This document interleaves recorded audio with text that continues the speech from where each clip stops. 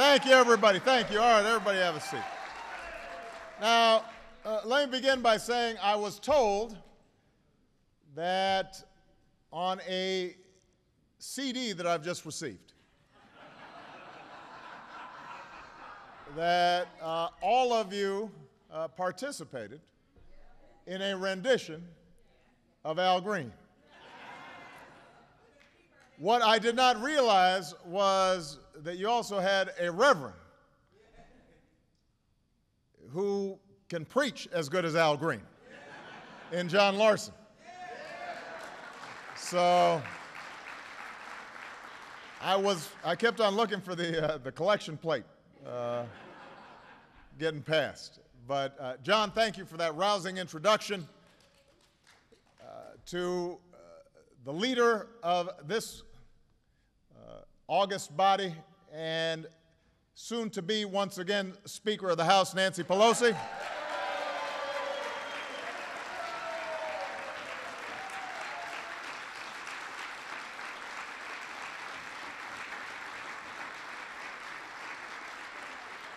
To the rest of the leadership team, Steny Hoyer,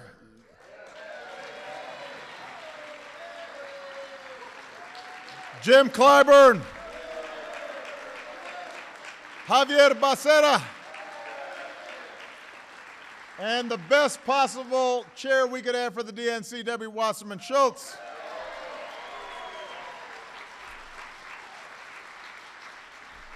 We've got an all-star team assembled and ready to get to work. I know that you guys have been here quite a bit. You already had to suffer through a relatively long speech for me this week, so I'm not going to speak too long. What I wanted to do, first of all, was just say thank you. So many of you have served this country, your districts, for years, through good times and through bad times. And, you know, let's face it, public service doesn't always get the credit that it deserves. But knowing each and every one of you personally, understanding the sacrifices that you and your family members, some of whom are here today, make each and every day, understanding how much your heart bleeds when you see constituents are going through a tough time and how much you want to make sure that government serves as a force for good in their lives. I just want to say thank you for everything that you do.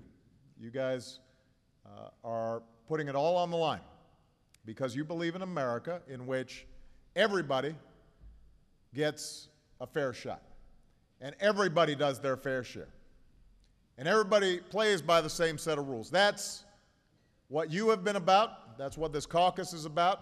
And that's the vision that we're fighting for this year and in years to come. Now, as I said at the State of the Union, the critical debate in this country right now, the defining question that faces all of us, is whether we are going to restore that sense of an American promise where if you work hard, if you're carrying out your responsibilities, if you're looking out for your family, if you're participating in your community, if you're doing what you're supposed to be doing, you have the chance to get a job that allows you to support your family. You won't be bankrupt when you get sick. You can send your children to college. You can retire with some dignity and some respect. You can expect that the next generation, your children and grandchildren, will do better than you did. That American promise, that central driving force in what has created the greatest country, the largest economy, and the broadest middle class on earth, that promise has been eroding for too many people, and all of you know it. And this is not a new trend. This is something that's been going on for years now. Wages and income stagnant at the same time that costs keep going up and up and up. outsourcing and jobs moving elsewhere. Young people wondering, even if they invest in a college degree, are they going to be able to find a job that supports an ever-increasing load of debt? And all of that was before the economic crisis hit in 2008, 2009, that put millions of people out of work. Now, here's the good news. The good news is that we are moving in the right direction. Thanks to your efforts, thanks to some tough votes that all of you took, thanks to the leadership that Nancy Pelosi and the rest of the leadership team showed. We righted the ship. We did not tip into a Great Depression. The auto industry was saved. Credit started flowing to small businesses again. And over the last 22 months, we have seen 3 million jobs created, the most jobs last year since 2005, more jobs in manufacturing than we've seen since the 90s. A lot of that has to do with tough decisions that you took. I just came from Michigan. And there are very few states that have been harder hit by these long-term trends than Michigan. But you can feel this sense of renewed purpose and renewed hope in that state. They understand that had we not acted, 1 million jobs might have been lost. They understand that had we not acted, the big three automakers, but then all the suppliers, the entire ecosystem of the economy in that state would have been decimated. And now they're thinking, GM's number one again. And Chrysler's on the move again. And Ford is investing in plants and equipment again. And you get a sense of movement, a restoration of hope and possibility. But people understand that the job's not done, not even close to being done yet.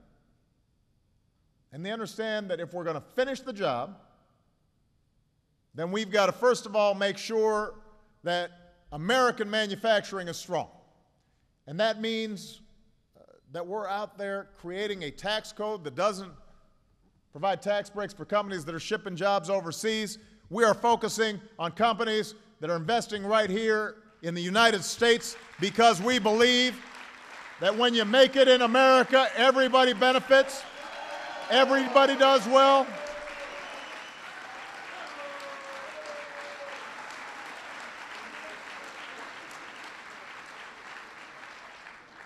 They understand that we need American energy.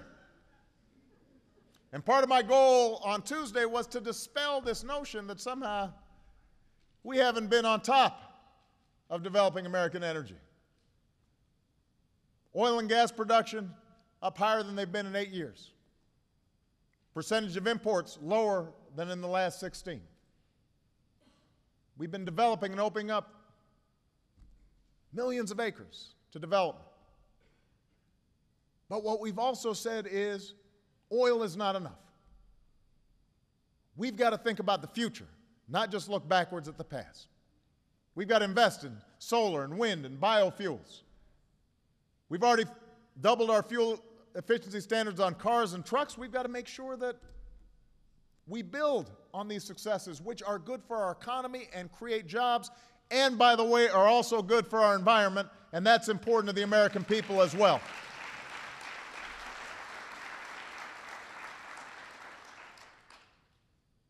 I know the other side doesn't always believe in this agenda. They think that the only subsidy that's worth providing is subsidies to oil companies. Well, as I said, we've been subsidizing oil companies for close to a century now. Rarely have they been more profitable. Let's take some of that money. Let's take some of those tax breaks and make sure that we're investing in a clean energy future that's just as promising. Skills for American workers. Making sure that every young person in this country has the skills to succeed. I told the story at the State of the Union, but I want to make sure everybody hears this, because we're going to have to work hard on this. Companies are starting to say it makes economic sense for us to move back here into the United States. Wages in places like China are going up faster than productivity. American workers have never been more productive. Energy costs increasingly are competitive here in the United States, partly because of all the development that's taking place around natural gas. Transportation costs are higher from other places. When you look at the whole package, a lot of companies are saying, we want to be here, close to our market. But one of the biggest impediments is we've got to be able to find the skilled workers that are going to be managing million-dollar pieces of equipment. They don't all have to go to four-year colleges and universities, although we need more engineers and we need more scientists, and we've got to make sure that college is affordable and accessible. But we also need skilled workers who are going to community colleges, or middle-aged workers who are allowed to retrain, have a commitment to work, have that work ethic, but want to make sure that technology is not passing them by. And so focusing on our community colleges and making sure that they're matched up with businesses that are hiring right now, and making sure that they help to design the programs that are going to put people in place to get those jobs right away. Making college more affordable, which I just spoke about at Michigan. We've got an average of $24,000 worth of debt for every young person that's graduating right now. They're starting off in a hole that most of us didn't have to start off with. And it's brutal. And there are ways we can solve it. This caucus helped to make sure that we increased Pell Grants and we increased student aid, but now there's some concrete things we've got to do right now, like making sure that the interest rates don't double on student loans this year in July. We're going to require Congress to act. And we're going to also put pressure on states to make sure they're prioritizing higher education. We're going to make sure that colleges and universities are held accountable and that they do what they need to do to hold down costs. But most of all, we've got to restore a commitment to the American values of hard work and responsibility and shared responsibility. Over the last 3 days, I've traveled around the country amplifying what we said on Tuesday. One of the points I make, and everybody understands this, I say, if we're going to make the investments we need, if we're going to invest in basic science and research that leads to inventions like the internet that create entire industries, entire platforms for long-term economic growth, if we're going to invest in the skills of our workers, if we're going to make sure we've got the best infrastructure in the world, if we're going to pay for this incredible military that just saved this young woman out of Somalia, if we're going to take care of the veterans once they're finished serving so that we serve them as well as they serve us, all those things cost money. We got to pay for it. And if we're serious about paying for it, then yes, we've got to cut out programs that don't work. This caucus has gone ahead and been willing to make some of the toughest cuts we've ever made. $2 trillion, over $2 trillion in deficit reduction. But we've also said at a certain point, you know what? Everybody's got to participate in this. And when we've got more than $1 trillion, where the tax breaks that were supposed to be temporary for the top 2%, slated to continue, we've got a tax code full of loopholes for folks who don't need them and weren't even asking for them.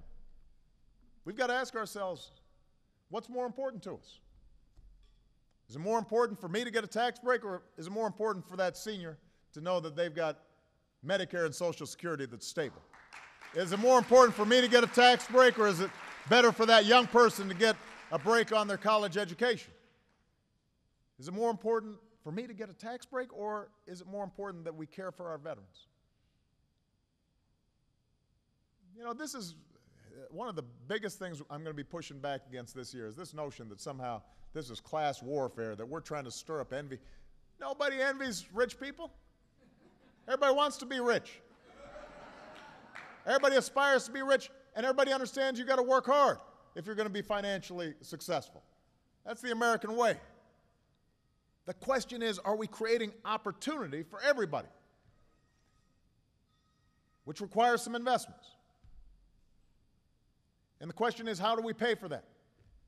Because when you give me a tax break that I don't need and the country can't afford, two things happen. Either the deficit increases, or alternatively, somebody else has to pay the tab. That senior, or that student, or that family who's struggling to make ends meet. So we're going to push hard for the Buffett rule. We're going to push hard to make sure the millionaires, somebody making over $1 million a year, isn't getting tax breaks and subsidies that they don't need. Not out of envy, but out of a sense of fairness and a sense of mutual responsibility and a sense of commitment to this country's future. That's what we're fighting for. And the American people understand that.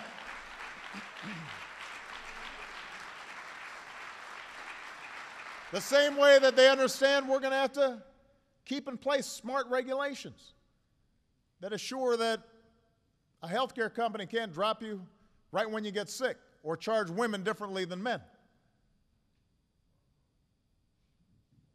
These other folks want to roll back financial regulatory reform after all that we've been through.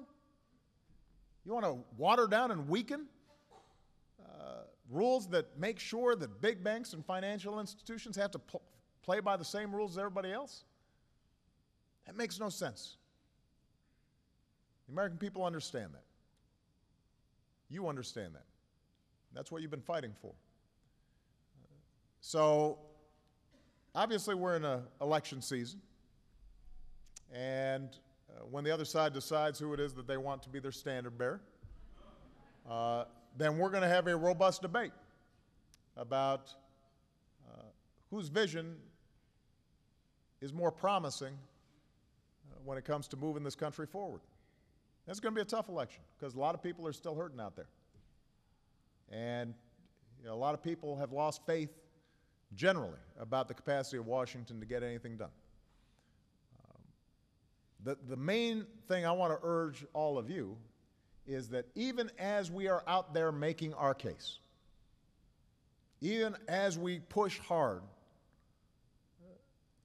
to persuade not just the American people, but hopefully some folks on the other side about the brightness of our future if we work together, I think it's important during the course of this year not to forget that there's still work that we can do right now. We can extend the payroll tax cut right now without drama and without delay.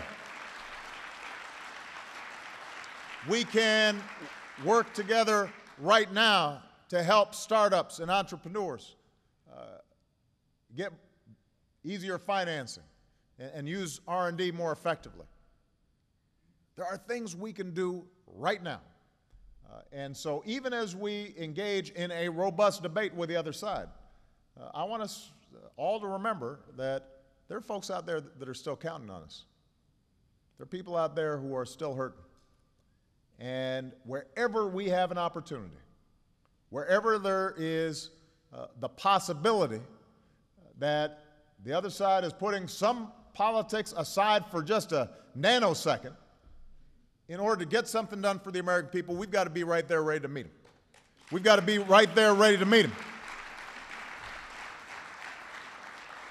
On the other hand, where they obstruct, where they're unwilling to act, where they're more interested in party than they are in country, more interested in the next election than the next generation, then we've got to call them out on it.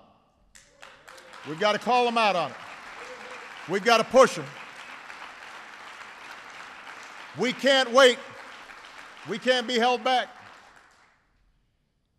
You know, at the State of the Union, obviously, I talked about our military. I had a chance to see some folks out of Buckley in Colorado as well, and there you go. You know, obviously, the work that our military has done this last decade has filled us with awe.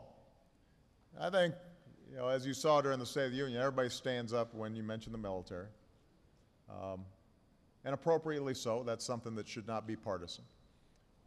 But the point that I tried to make on Tuesday, and I hope we all keep in mind, is there's a reason we admire them, and it's not just because